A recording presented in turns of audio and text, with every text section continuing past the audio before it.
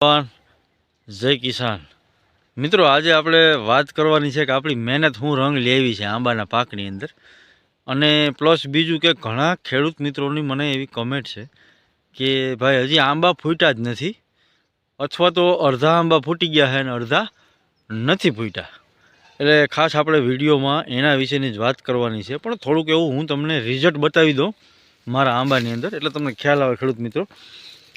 એટલે ખાસ આપણે આગળ વિડીયોમાં બધી વાત કરશું, એટલે વિડીયોને એન્ડ સુધી જોજો. અને ખાસ વિડીયોને લાઇક, શેર, ફોલો અને સબસ્ક્રાઈબ કરવાનું ખાસ આપણી ચેનલને ભૂલતા નહીં. હવે તમે જોઈ શકો છો કે આ આપણો રંગ, આમાં તમને મગ્યો દેખાતો હોય છે. આ ખાસ ખેડૂત મિત્રો, બધા મોરની અંદર આપણે મગ્યો બંધાવા માંડી ગયો છે.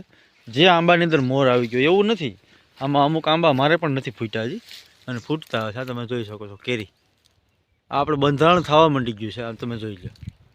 હવે આનો કમાલ શું છે, આ કેવી રીતે બંધારણ થયું આ તમે જોઈ લો. બધે આમાં કેરી મગમગ જેવડી તમને દેખાવા માંડી ગઈ આપણા તમામ મોરની અંદર. આપણે એવું કાંઈ નથી કે આમાં જ્યાં છે ત્યાં જ બતાવીએ. આ લાગડ તમે જોઈ લો, બધે બંધારણ આપણે થવા માંડ્યું છે. એટલે આ કેવી રીતે બંધારણ થયું, આનું ખરેખર શું માર્જિંગ છે આપણે.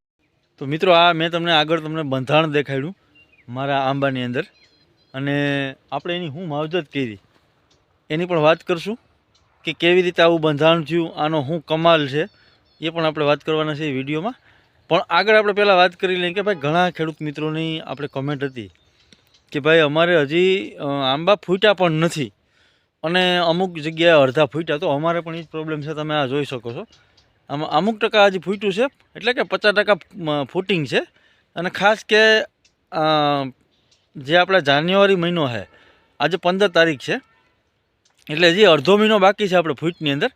એટલે જો નસીબી છે અને વાતાવરણ સારું હોય છે, તેનું કારણ છે કે વાતાવરણ અમેન્ટલના કારણે આંબાની અંદર આ પ્રશ્ન બહુ બન્યો છે. આજ વખતે બાગાયતી પાકની અંદર ઝાઝી નુકસાની ખેડૂત ભાઈઓને પણ આવી છે, કારણ કે આખું ફ્લાવરિંગ લેટ થઈ ગયું છે. અને જે અગાઉ ફૂટી ગયું એ ફૂટી ગયું, બાકી બધું લેટ થઈ ગયું છે. તો લેટનો મેઇન મિનિંગ છે કે વાતાવરણમાં ચેન્જીસ આવવાના કારણો છે. એટલે પણ હવે ખાસ કે આપણે મહેનત નહીં કરીએ તો આપણે પરિણામ નહીં મળે. તમને મેં આગળ બતાવ્યું કે મારા આંબામાં મોરની અંદર મારા મગમગ અથવા ચણા જેવડી કેરી પણ થઈ ગઈ છે. તો એની પાછળનું કારણ મેં મહેનત કાંઈક કરી છે, તો જ ખેડૂત મિત્રો કેરી બંધારણ થયું હોય ને. નહીં તો આ વાતાવરણમાં ચેન્જીસ આવ્યું હતું, એ કેરી બંધાય નહીં. પણ એના માટે મહેનત તો આપણે કરવી જ પડશે. પછી આપણા જે કાંઈ નસીબમાં છે, અને દેવાવાળો તો ખરેખર ઉપરવાળો છે, દ્વારકાધીશને જે કાંઈ આપણે આપણા નસીબમાં દેવું હોય છે એ દઈ દે છે. એમાં તો આપણું કાંઈ હાલવાનું નથી, પણ આપણે મહેનત કરવી પડે. એટલે મહેનત વગર કોઈ દી હંમેશા ક્યાંય ફળ મળતું નથી. કોઈ પણ વિષયની અંદર કે કોઈ પણ પ્રોજેક્ટ હોય, તમે કોઈ પણ પ્રાઇવેટ ધંધો કરતા હોય તો પણ એમાં બધામાં મહેનત કરવી પડે. એટલે આ આપણું ખુદના ફાર્મ છે અને આપણે ખુદની જમીન છે, તો આમાંય આપણે મહેનત તો કરવી જ પડે, નહીંતર પછી આપણે ફળ મળે નહીં. એટલે આગળ હું તમને કહીશ કે ભાઈ મેં હું મહેનત કરી જેના કારણે આવું બધું મારો મગ્યો બંધાણો. હવે ખાસ આપણે પહેલાં 2-3 મુદ્દા લઈ લઈએ કે જે ખેડૂત મિત્રોને હજી આંબામાં ફૂટ જ આવી નથી, હાવ ફૂટ્યા નથી, એટલે અમુક ટકા ફૂટ્યા 5 કે 2%, તો એને શું કરવું જોઈએ જેથી કરીને હવે ફૂટે. હવે ખાસ ખેડૂત મિત્રો આ વિડીયો ધ્યાનથી સાંભળજો, ધ્યાનથી વિડીયોને સમજજો, એટલે તમારે મને કોમેન્ટ ન કરવી પડે અને તમને સારો એવો જવાબ મળી રહે. તો ખાસ તો પેલું કે જેને આંબા નથી ફૂટ્યા, 5-10% ફૂટ છે, તો એને હવે રિસ્ક લેવાનું છે. એનું કારણ છે કે હવે આપણા હાથમાં 15 કે 20 દિવસ છે. જે પહેલી જાન્યુઆરી મહિનો છે, આ મહિના આખાની અંદર આપણા આંબા ફૂટી શકે, અથવા તો 5 દિવસ લેટમાં પણ ફૂટે, પછી એનો પીરિયડ પૂરો થઈ જાય ફૂટવાનો. એટલે પછી કોઈ આપણે શક્યતા હોતી નથી. પણ આપણા હાથમાં હજી 20 કે 25 દિવસ છે, તો આપણે મહેનત કરીએ અને આપણા નસીબમાં હોય તો આંબા ફૂટી પણ જાય. એવું નથી કે હજી ન ફૂટે. એટલે એના માટે ખાસ તમારે એક તો કોઈપણ એગ્રો સેન્ટરમાં જઈ અને દવાનો છંટકાવ કરવાનો છે ખેડૂત મિત્રો. પહેલો રાઉન્ડ કે ભાઈ આપણે કયો છંટકાવ કરવાનો છે દવાનો, તો ખાસ કરીને કોઈપણ એગ્રો સેન્ટરમાં જવાનું છે. સારી કંપનીની જે ફ્લાવરિંગની દવા હોય ને એ તમારે લઈ લેવાની છે. મેં આગળ પણ એક દવાનું નામ તમને આપ્યું હતું જે બાયર કંપનીની આવે છે, છતાં પણ હું આજ પણ તમને નામ આપી દઉં. જે બાયર કંપનીની દવા આવે છે, મેં આમાં છંટકાવ કરેલો છે, મને રિઝલ્ટ મળ્યું છે.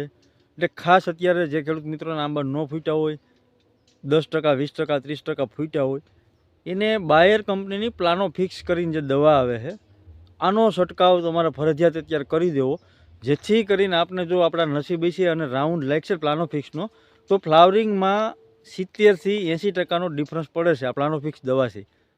ખરેખર તો પ્લાનોફિક્સના 2 રાઉન્ડ મારવાનો, એક આંબો ફૂટ્યા પહેલાં અને ત્યારબાદ જ્યારે અત્યારે મારે મગમગ જેવડી કેરી થઈ ગઈ ત્યારે પણ એકનો રાઉન્ડ મારવાનો હોય પ્લાનોફિક્સનો, જેથી કરીને મગ જેવડી કેરી થાય એ ખરે નહીં અને આપણી કેરીનું બંધારણ સારું થાય પ્લાનોફિક્સ છે.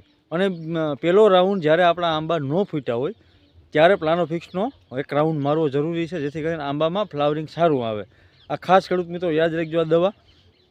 બીજી દવા ઇમિડા ક્લોરફિટ નાખી દેજો, જેથી કરીને મધ્યાના ઘોડા છે, તમામ નાની મોટી જીવાતો છે એનો નાશ પામી જાય. અને ત્રીજી દવા ખાસ ખેડૂત મિત્રો, કોઈ પણ સારામાં સારું ફૂગનાશક લઈ લેવું જે સારું કન્ટેન આવતું હોય. કાર્બનડાઇઝમ મેન્કોજેબ છે, કોપર ઓક્સીક્લોરાઇડ નામનું ઝેર આવે છે કન્ટેનમાં, ટેબુકોનાઝોલ છે, ઘણા કન્ટેન આવે છે ફૂગનાશકમાં જે સારા અને બેસ્ટ ફૂગનાશક આવતા હોય.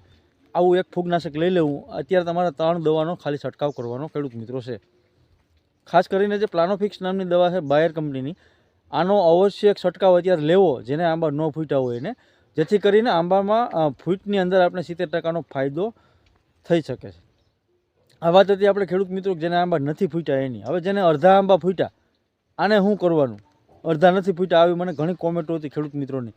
તો એને પણ જે મેં આ દવા આગળ કીધી એ જ રાઉન્ડ એક લઈ લેવાનો છે, જેથી કરીને જે અડધા આંબા નથી ફૂટ્યા એમાં પણ કામ આપશે પ્લાનોફિક્સ દવા.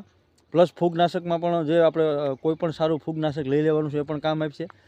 અને જો તમને એવું કોઈ લાગે કે ભાઈ ઈયળનો ઉપદ્રવ છે જેને અડધા આંબા ફૂટ્યા, તો ઈયળની પણ સાથે એક દવા એડ કરી દેવી, જેથી કરીને આપણા મોર જે નવા આવે એને ઈયળ ખાય નહીં અને આપણો મોર એકદમ તંદુરસ્ત રહે. એટલે એના માટે આ ખરેખર દવાનો છંટકાવ ખેડૂત મિત્રો કરી દેવો જોઈએ, તો તમને બેસ્ટ રિઝલ્ટ મળશે આંબાના પાકની અંદર. અને હજી આપણી પાસે 20 કે 25 દિવસ હાથમાં છે આંબા ફૂટમાં, એટલે આ દવાનો જો રાઉન્ડ મારવામાં આવે તો બેસ્ટ રિઝલ્ટ અને બેસ્ટ પરિણામ આપણે મળી શકે છે બતાવ્યું. હવે મારે ખાસ કેવું છે કે જે ખેડૂત મિત્રોના આંબા ફૂટી ગયા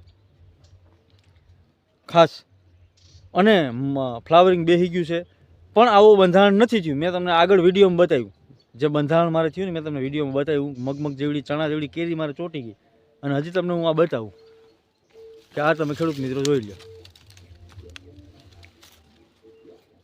આમાં પણ તમને કેરી દેખાય મગમગ જેવડી. એટલે આવું બંધારણ કરવા માટે મેં પણ આમાં હું ટોપિક વાપર્યો, હું મહેનત કરી, હું તમને કહી દઉં ખાસ ખેડૂત મિત્રો કે આ બંધારણ કરવા માટે જ્યારે મારે આમાં ફૂલ ખીલી ગયા ને મોરની અંદર, એટલે મેં 20-20-0-13 ખાતર નાખી દીધું હતું અને ત્યારબાદ આંબાને પાણી આપી દીધું. એટલે એ પણ એક બંધારણ સારું થયું. પ્લસ બીજું કે જ્યારે ફ્લાવરિંગ હતું, એક ખાસ ખેડૂત મિત્રો વાત યાદ રાખવાની છે, આ મહત્ત્વનો મુદ્દો છે કે ફ્લાવરિંગ મોર આવી જાય ને એમાં ફૂલ ખીલે એટલે કોઈ હાઈ પાવરની દવા ન મારવી, થોડીક નીચી દવા મારવી. તમે કોઈ પણ ફૂગનાશક મારો તો હેવી ન મારવું, કોઈ પણ ઈયળની દવા મારો તો પણ હેવી ન મારવું. ઘોડાની દવા ઇમિડા એનાથી કોઈ બહુ નુકસાન થાય નહીં. એટલે નોર્મલ ડોઝ મારવો ફૂલ ખીલે ત્યારે આંબાના ફૂલની, કારણ કે આંબાના જે મોરની અંદર ફૂલ હોય ને એકદમ નાજુક હોય છે. તમે જો હેવી ડોઝ મારી દેવો ને તો એ ફૂલ ભરી જાય અને પરિણામે તમારે બંધારણ નહીં થાય. મોર આવ્યો હોય છે પણ ફૂલ ખણી થઈ જાય, આવા પણ પ્રશ્નો બનશે. એટલે આ 3 દવાનો રાઉન્ડ મારી દેવો, જેથી કરીને મધ્યાના ઘોડા પણ મરી જાય.